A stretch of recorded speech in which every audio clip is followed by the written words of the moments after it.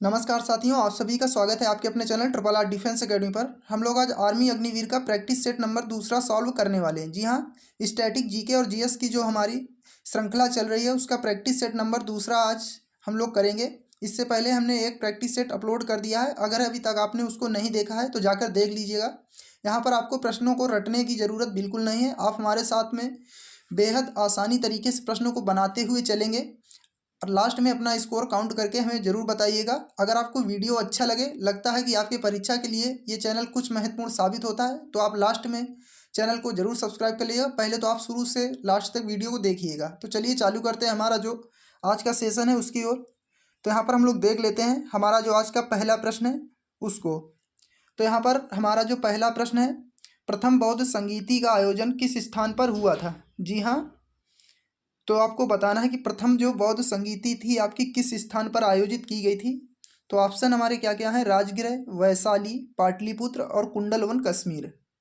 तो इसके right answer की बात करेंगे, जो प्रथम बौद्ध संगीति आपकी हुई थी तो ये आपकी राजगृह में हुई थी। याद रखिएगा, राजगृह या राजगीर आपके ऑप्शन में दे देगा। राजगीर, राजगीर भी आपका दे देता है। तो अगर राजगृह आपको नहीं देखने को मिलता तो राजगीर अगर देखने को मिलता है तो आप इसको क्लिक कर देंगे। चलिए इसकी हम लोग डिटेल देख लेते हैं, जहाँ से आपके ज़्यादातर प्रश्न पूछे जाते हैं। तो यहाँ पर बौद्ध संगीति से ज़्यादातर आपके प्रश्न पूछे जाते हैं, तो इसको हम लोग देख लेते हैं। तो यहाँ पर तो सबसे पहले आपसे पूछ लेता कि प्रथम बौद्ध संगीति जो थी कब आयोजित की गई थी। तो ये आपका 483 ईसा पूर्व, याद रखिए 483 ईसा पूर्व में आयोजित की गई थी। राजगीर या राजगृह, याद रखिएगा इनमें से आपको एक ऑप्शन में देगा राजगीर या राजगृह। और किसके शासनकाल में? अजातशत्रु के शासनकाल में।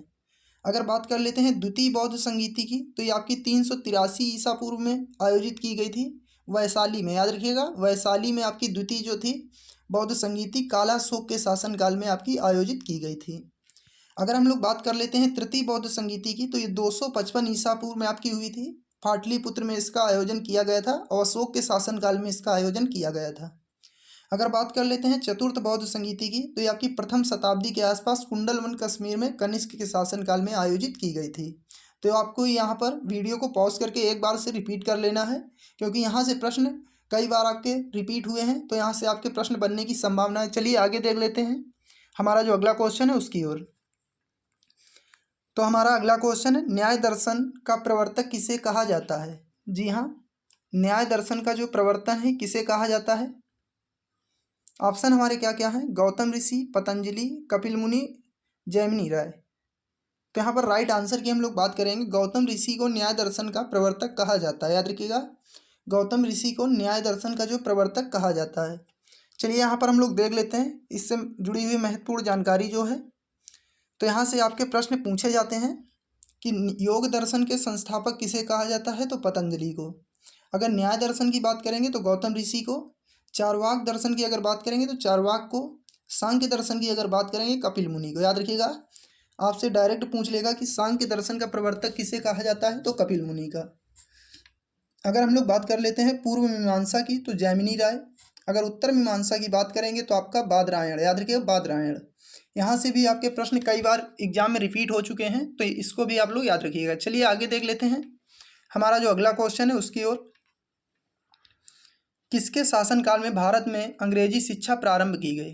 जी हाँ, किसके शासनकाल में भारत में जो थी अंग्रेजी शिक्षा प्रारंभ की गई थी? Lord William Bentinck, Lord Hardinge, Lord Minto या लॉर्ड डलहौजी।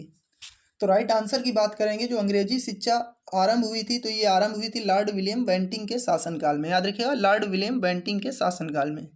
चलिए आगे देख लेते हैं हमारा जो अगला क्वेश्चन है उसकी ओर हम लोग देख लेते हैं। तो यहाँ पर हमारा अगला क्वेश्चन है, कान्हा राष्ट्रीय उद्यान भारत के किस राज्य में स्थित है? जो आपको बताना है कि कान्हा जो राष्ट्रीय उद्यान है ये किस राज्य में स्थित है।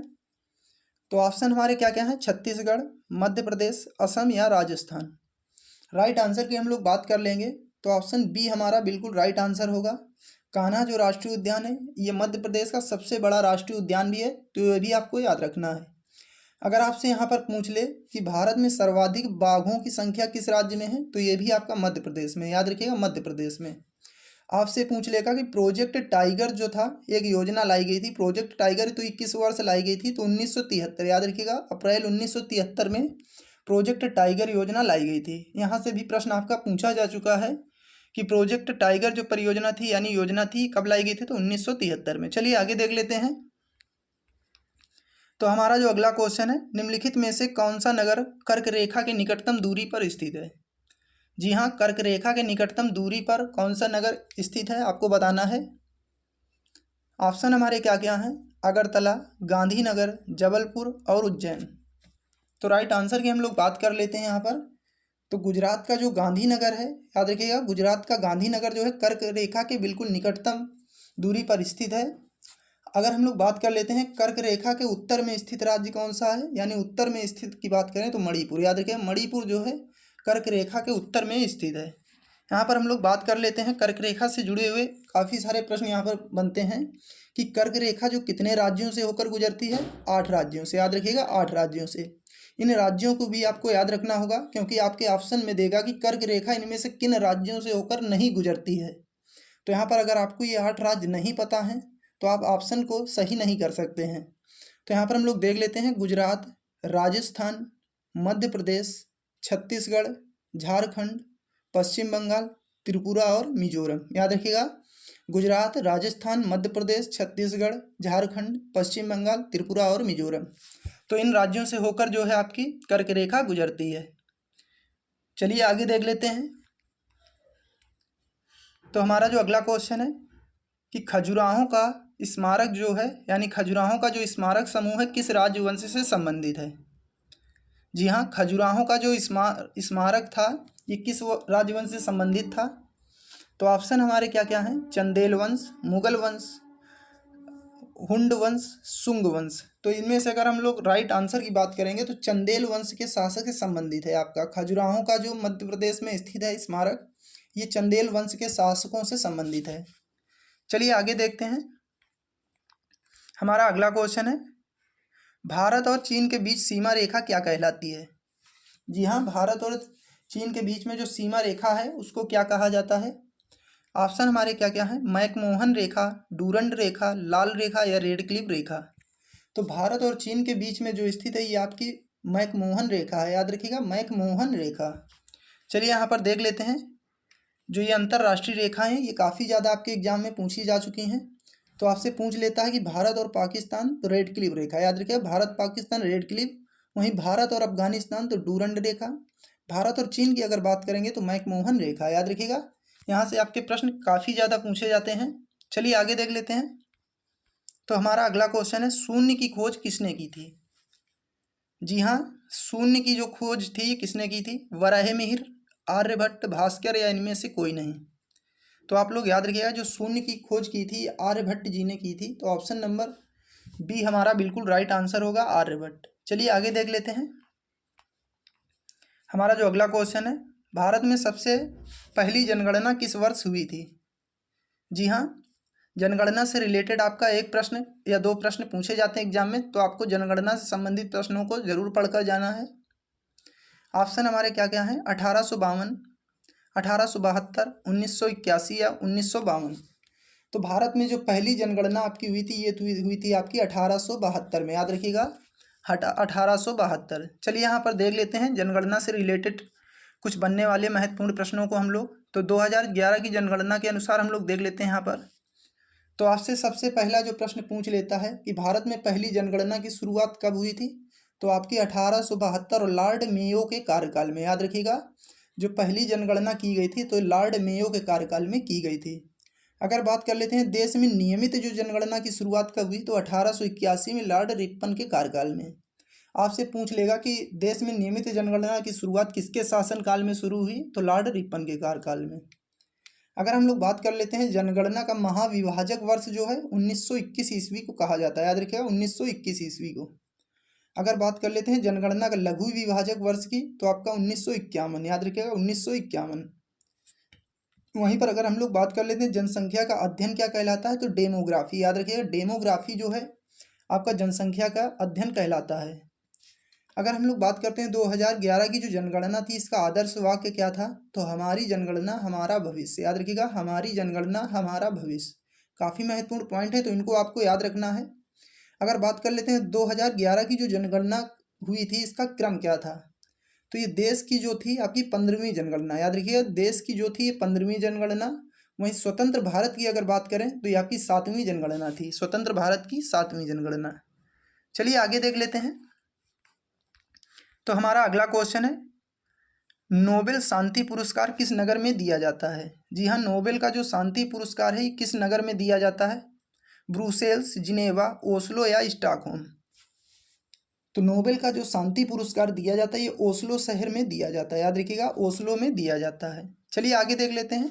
हमारा जो अगला क्वेश्चन है उसकी ओर, भारत का सर्वाधिक आबादी वाला द्वीप कौन सा है? जी हाँ, तो भारत का सर्वाधिक जो आबादी वाला द्वीप है आपको बताना है माजुली, अंडमान लक्षद्वीप या सालसेट। तो यहाँ पर जो सर्वाधिक आबादी वाला द्वीप है ये आपका सालसेट हो जाएगा। ऑप्शन नंबर डी हमारा यहाँ पर बिल्कुल राइट आंसर होगा। चलिए आगे देख लेते हैं हमारा जो अगला क्वेश्चन उसकी ओर। तो हमारा अगला क्वेश्चन उसको हम लोग देखेंगे, सौरमंडल का सबसे छोटा ग्रह कौन सा है? जी हाँ, सौरमंडल का सबसे छोटा ग्रह कौन सा है? तो बेसिक प्रश्न काफ़ी ज़्यादा आपके यहाँ पर पूछ लिए जाते हैं। तो यहाँ पर अगर हम लोग बात करेंगे सबसे छोटे ग्रह की तो ये आपका बुध ग्रह होगा। याद रखिएगा, बुध ग्रह जो है सौरमंडल का सबसे छोटा ग्रह है। यहाँ पर इससे रिलेटेड हम लोग महत्वपूर्ण जानकारी को देख लेते हैं, क्योंकि यहाँ से प्रश्न आपके पूछे जाते हैं। अगर हम लोग बात कर लेते हैं सबसे बड़े ग्रह की तो ये आपका हो जाएगा बृहस्पति। सबसे छोटे ग्रह की बात करेंगे तो आपका बुध हो जाएगा। यहाँ पर आपसे पूछ लेगा कि बिना उपग्रह वाले ग्रह कौन से हैं, जिनके कोई उपग्रह नहीं है? तो बुध और शुक्र, याद रखिएगा, बुध और शुक्र जो दो उपग्रह हैं इनके कोई भी आपके उपग्रह नहीं है। ये दो ग्रह ऐसे हैं इनके कोई भी उपग्रह नहीं है। अगर बात कर लेते हैं पीला तथा नीला ग्रह, याद रखिए पीला ग्रह किसे कहते हैं? तो आपका बृहस्पति को। नीले की अगर बात करेंगे तो पृथ्वी को, याद रखिएगा, क्योंकि यहाँ से भी प्रश्न आपके पूछे जा चुके हैं। अगर लाल ग्रह की बात करेंगे तो मंगल को, हरा की अगर बात करते हैं तो वरुण को। याद रखिएगा, ये पॉइंट भी काफ़ी ज़्यादा महत्वपूर्ण है क्योंकि यहाँ से प्रश्न बनने की संभावना रहती है। चलिए आगे देखते हैं, भारतीय संविधान में कुल कितने भाग थे? जी हाँ, भारतीय संविधान जो था इसमें कुल कितने भाग हैं? 22, 32, 42 या 52? तो यहाँ पर अगर राइट आंसर की बात करें तो आपके 22 भाग होंगे। याद रखिए 22 भाग। चलिए आगे देखते हैं हमारा जो अगला क्वेश्चन है, न्यूमिस्मैटिक्स में किसका अध्ययन किया जाता है? जी हाँ, न्यूमिस्मैटिक्स में किसका अध्ययन किया जाता है? सिक्कों का, संख्या का, टिकटों का या फिर अंतरिक्ष का? तो जो न्यूमिस्मैटिक्स होता है इसमें सिक्कों का अध्ययन किया जाता है। याद रखिएगा, ऑप्शन ए बिल्कुल राइट आंसर होगा। यहाँ पर जो न्यूमिस्मैटिक्स होता है यहाँ पर सिक्कों का अध्ययन किया जाता है। चलिए यहाँ पर देख लेते हैं इससे जुड़ी हुई जानकारी को। तो यहाँ पर अगर बात कर लें, आपसे पूछ लेगा कि शैवालों का अध्ययन क्या कहलाता है? जी हाँ, शैवालों का अध्ययन फाइकोलॉजी। कई बार एग्जाम में आपके पूछा गया है कि शैवालों का अध्ययन फाइकोलॉजी। अगर बात कर लेते हैं मिट्टी का अध्ययन, तो मिट्टी का अध्ययन हो जाएगा पेडोलॉजी। याद रखिएगा, पेडोलॉजी। कीट पतंगों का अध्ययन, बात याद रखिएगा, कीट पतंग यानी कीड़े मकोड़े जो होते हैं तो इनका अध्ययन जो होता है एंटेमोलॉजी। याद रखिएगा, एंटेमोलॉजी। वहीं सांपों का अध्ययन की अगर बात करेंगे तो ये आपका हो जाएगा सर्पेटोलॉजी। याद रखिएगा, सर्पेटोलॉजी। चलिए आगे देख लेते हैं, अर्जेंटीना देश की राजधानी क्या है? जी हाँ, यहाँ पर आपके राजधानी व उनसे जुड़ी हुई मुद्राओं से प्रश्न आपके पूछे जा सकते हैं। तो यहाँ पर अर्जेंटीना की जो राजधानी है, अर्जेंटीना देश की राजधानी ये आपकी ब्यूनस आयर्स है। याद रखिएगा, ऑप्शन ए बिल्कुल राइट आंसर होगा, ब्यूनस आयर्स। चलिए आगे देखते हैं। तो हमारा जो अगला क्वेश्चन है, विक्रमशिला जो विश्वविद्यालय है की स्थापना जो थी बंगाल के किस शासक ने की थी? जी हाँ, विक्रमशिला जो विश्वविद्यालय था बंगाल के किस शासक ने इसकी स्थापना की थी? कई बार आपके एग्जाम में पूछा भी जा चुका है ये प्रश्न। तो ऑप्शन हमारे क्या क्या हैं? धर्मपाल, गोपाल, देवपाल या महीपाल? तो यहाँ पर राइट आंसर की हम लोग बात करेंगे तो विक्रमशिला विश्वविद्यालय की जो स्थापना की थी धर्मपाल ने की थी। याद रखिएगा, ऑप्शन ए बिल्कुल राइट आंसर होगा, धर्मपाल। चलिए आगे देख लेते हैं। हमारा जो अगला क्वेश्चन है, शहतूत रेशम का अग्रणी उत्पादक भारतीय राज्य कौन सा है? यानी रेशम का जो अग्रणी जो है भारतीय राज्य कौन सा है? ऑप्शन हमारे क्या क्या हैं? आंध्र प्रदेश, पश्चिम बंगाल, कर्नाटक, तमिलनाडु। तो यहाँ पर अगर राइट आंसर की बात करेंगे तो कर्नाटक जो है रेशम उत्पादन में अग्रणी राज्य है आपका भारत में। तो ये आपको याद रखना है। अगर आपको सेशन अच्छा लग रहा हो तो वीडियो को लाइक करते हुए और दोस्तों को भी शेयर कर दीजिएगा। चलिए आगे देख लेते हैं। तो यहाँ पर हमारा जो अगला क्वेश्चन है उसको हम लोग देखेंगे। Indian Institute of Sugar Technology Uttar Pradesh के किस शहर में स्थित है? जी हाँ, आपको बताना है कि इंडियन इंस्टीट्यूट ऑफ शुगर जो टेक्नोलॉजी है उत्तर प्रदेश के किस राज्य में स्थित है? तो हमारे ऑप्शन क्या क्या है? कानपुर, लखनऊ, प्रयागराज या फिर आगरा। तो राइट आंसर की बात करेंगे तो Indian Institute of Sugar technology जो है ये आपका कानपुर में स्थित है। याद रखिए कानपुर में स्थित है। चलिए आगे देखते हैं। तो हमारा जो अगला क्वेश्चन है उसको हम लोग देखेंगे। यहाँ पर समुद्री घास का निम्नलिखित में से मुख्य तत्व कौन सा है? जी हाँ, समुद्री घास का जो निम्नलिखित में से मुख्य तत्व कौन सा है?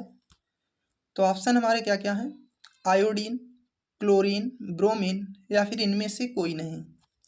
तो समुद्री घास का जो मुख्य तत्व है ये आपका हो जाएगा आयोडीन। याद रखिएगा आयोडीन जो होगा इसका मुख्य तत्व हो जाएगा। चलिए आगे देखते हैं। तो ये थे आज के हमारे 25 प्रश्न, याद रखिएगा। तो आज का हमारा इस सेशन आपको कैसा लगा? अगर आपको अच्छा लगा हो तो वीडियो को लाइक कर दीजिएगा। चैनल को अगर अभी तक आपने सब्सक्राइब नहीं किया है तो कर लीजिएगा, क्योंकि इस चैनल के माध्यम से आपको इसी प्रकार की वीडियो फ्री में प्रोवाइड कराए जाएंगे, यानी प्रैक्टिस सेट भी और आपके जीके जीएस के और साइंस के सेट आपको प्रोवाइड कराए जाएंगे। तो इसी के साथ में जय हिंद, जय भारत।